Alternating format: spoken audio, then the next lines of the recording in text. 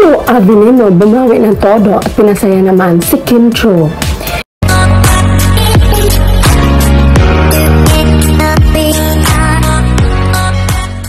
Paolo Avellino bumawi ng todo at pinasaya naman si Kim Chiu.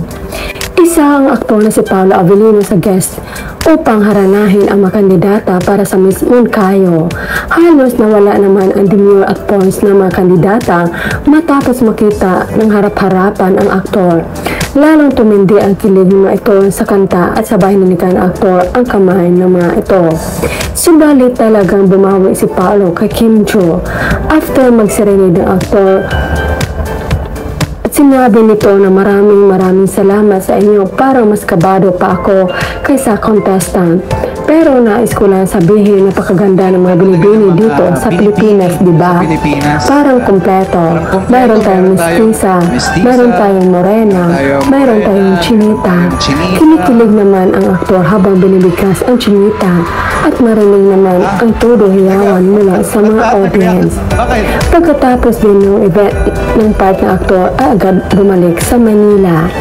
Si Chican Makibites, sarap pakinggan at sarap tingnan ng kilig ni Pao. Special mention talaga palagi ang kanyang prinsesa Chinita. Hindi ka naman halata, Paolo Avellino, na kinikilig ka din. Abot hanggang kabilang mundo mong ngiti mo. Napapahiyaw doon ako kahit ako lang mag-isa.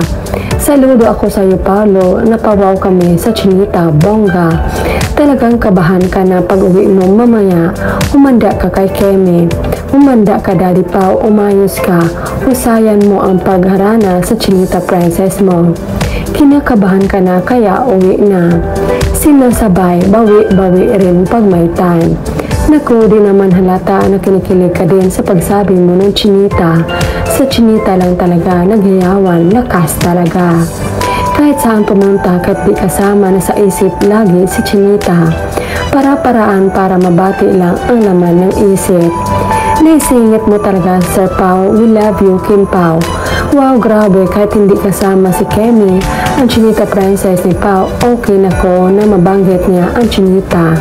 Di pa rin niya iniwan kalimutan si Kim, yung Chinita, kaya saya nila, kaya katuwa ka, Pao. Love mo talaga si Kim. Bawing-bawi ka, Chinita. Para-paraan din. May pasok lang si Chinita Princess.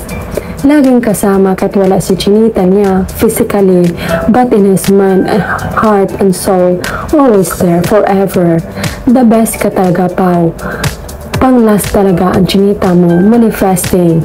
Kinakabahan si Daddy Paolo, madami kasing tao. Wala yung pampalakas niya ng loob, si Chinita, Kemi. Correct.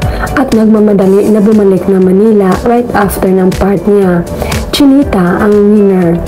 Iba ka talaga, Pao. The last and foremost mo, especially Chinita.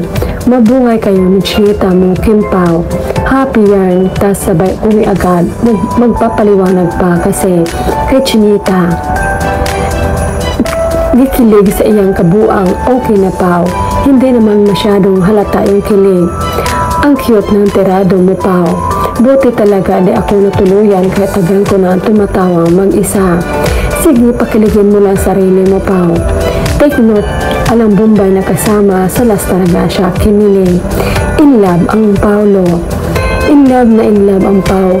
Diyos ko, nagbanto siya pero siya naman too na kinilig. Damay pa tayo. Di ako makahahon dito as in.